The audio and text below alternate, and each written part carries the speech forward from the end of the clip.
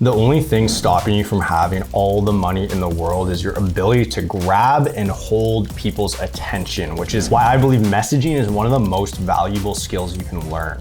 The Rock, Kylie Jenner, Ryan Reynolds are all great examples of turning attention into capital by using very clear messaging to motivate their audience into taking action. The only problem is that most people struggle to communicate their message in a way that actually grabs people's attention. But tons of research has been done on how to get people's attention and how to communicate our messages to them for the best possible results. And the good news is you don't have to have muscles like The Rock or bone structure like Kylie or charisma like Ryan to do it. Our moment, we just had a moment. We didn't have a moment. In their book Made to Stick, Dan and Chip Heath take this research and break it down into 6 simple principles that you can easily use to improve your messaging to get more attention. My name is Ryan Richardson. I'm founder of Life Outside Studio, a creative agency where we've used this exact checklist to create content for clients like Sony, National Geographic, and Mercedes-Benz. Principle number 1 is simplicity. I started taking photos professionally almost a decade ago, and one of the first things you learn about photography is that less is more. There's a famous quote that many artists in all forms subscribe to,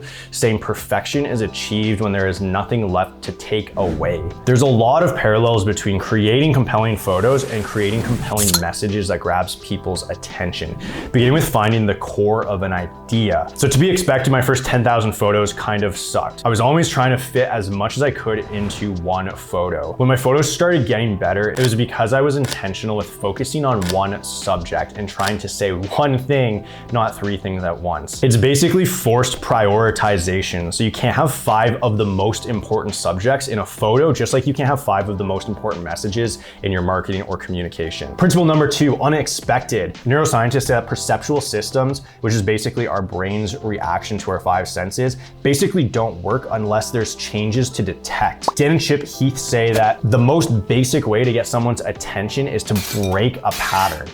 This is such a powerful tool that virtually every Hollywood film begins with an unexpected change, and this guarantees that the audience is immediately hooked off the bat. Think about the opening scene of Forrest Gump where Forrest is sitting alone on a park bench until a bus pulls up and a stranger sits down next to him. Or Saving Private Ryan where the protagonist is at a cemetery and the camera pushes into his eyes and we travel through time and space onto the beaches of Normandy during D-Day. The best way to grab attention is to create an unexpected moment, just like this one. Hey guys, I just wanted to get you to subscribe to the channel if you haven't already. I've got some really exciting projects coming up and I just really want you to be a part of it. So please subscribe to the channel, like the video, and comment below if you have more ideas of videos like this I can make for you. But back to the video, thanks a lot. And the best way to keep attention is to create an unexpected journey. So Robert Cialdini was equally interested in the idea of grabbing people's attention and then keeping it. And he wanted his own journey of discovery as well. And his journey began at the library where he found every single piece of paper he could where scientists were communicating to non-scientists. He made photocopies of every paper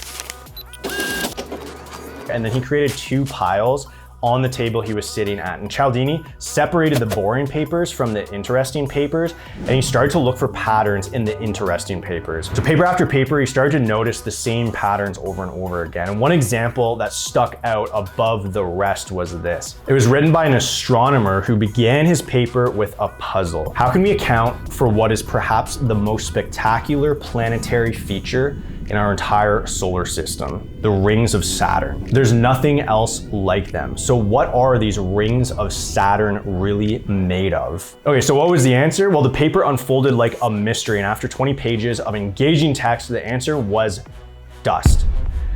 So dust might be anticlimactic,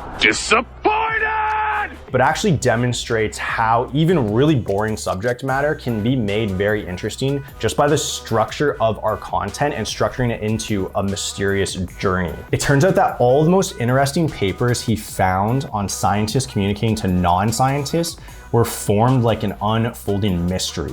An unexpected change is the first level of unexpectedness, which is great for getting attention, but it's only a one-time transaction. Whereas when we're told that Saturn rings are an anomaly in the universe and we don't know what they're made of, we're asked to follow on a journey with an unexpected ending. That's second level unexpectedness. So principle number 3 is concreteness. Language is often abstract, but life is not abstract.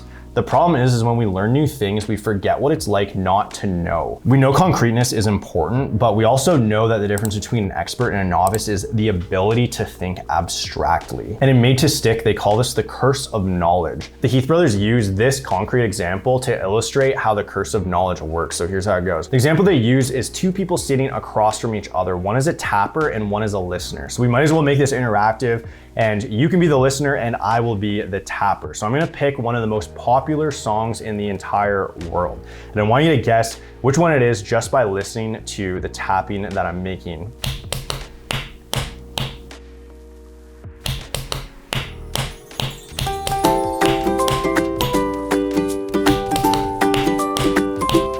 So this is an example of something that would seem very obvious to me because I already have this song playing in my head, but to you, you're just hearing a random noise because you have no context. The tappers are symbolic of experts and the listeners are symbolic of novices. And for us, by the way, novices can also mean our audience or customers. Novices perceive concrete details as concrete details, whereas experts perceive concrete details as symbols of patterns and insights that they've learned through years of experience. And because they're capable of seeing at a higher level of insight, they naturally want to talk at a higher level. So what is concreteness? So concreteness is tangible. It's the opposite of abstract. It's not vague. Concreteness is specific things and specific people. Principle number 4, credibility. So imagine that it's your job to educate NBA rookies about the dangers of AIDS. It's not as if they haven't heard of it, but these are often young adults who have overnight celebrity status, and the circumstances around them dropping their guard for one night is much riskier than it was before. So how do you make the threat of AIDS credible and immediate? Okay, so a few weeks before the NBA season begins, all the rookie players have a mandatory orientation in Tarrytown, New York. They're basically locked in hotel rooms for 6 days without cell phones or contact with the outside world so they can get a crash course on being a pro NBA player. So one year, a group of female fans staked out the hotel bar with the intention of getting noticed by these NBA players. Sure enough, the rookies headed over and they mingle with these fans and they make plans to meet up with them later in the orientation, and obviously there's drinking, mingling, and flirting involved. So the next morning, the rookies showed up for their next session in the orientation, and they were surprised to find their female fans from the night before in the front of the room. So the women introduced themselves again, one by one. Hi, I'm Shayla, and I'm HIV positive. Suddenly, the lesson felt really real for the NBA rookies, and the exercise showed the players just how easy it would be to get complacent for just one night. Contrast that to how the NFL dealt with educating their rookies on AIDS. They literally showed the players how to put a condom onto a banana. Jeremy, for you, there you go. Donkey, here you go. So which lesson do you think would be more credible in the minds of the rookies? This example illustrates how anti-authorities are sometimes more powerful than traditional authorities.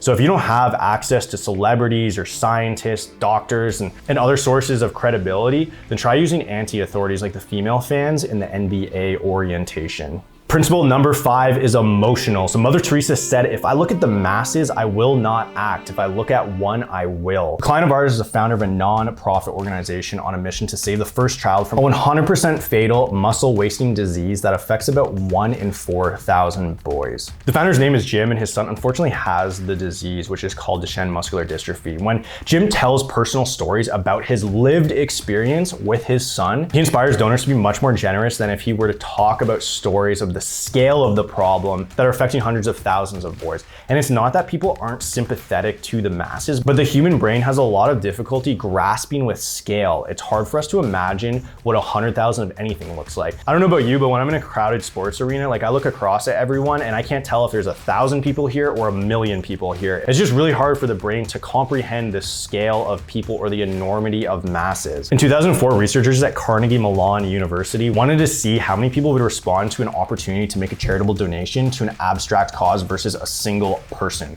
The researchers tested 2 versions of a request letter. The first version featured statistics about the magnitude of the problem facing children in Africa, like food shortages in Malawi affecting more than 3 million children. And the other version of the letter gave information about a single young girl named Rokia. On average, the people who read the individual story about Rokia were twice as generous with their money, proving that when it comes to our hearts, individuals individuals trump the masses. But then the researchers didn't stop there. They actually tried a third letter, and they wanted to see if combining the statistics and the magnitude with the story of Rokia, perhaps the combination would motivate more generosity.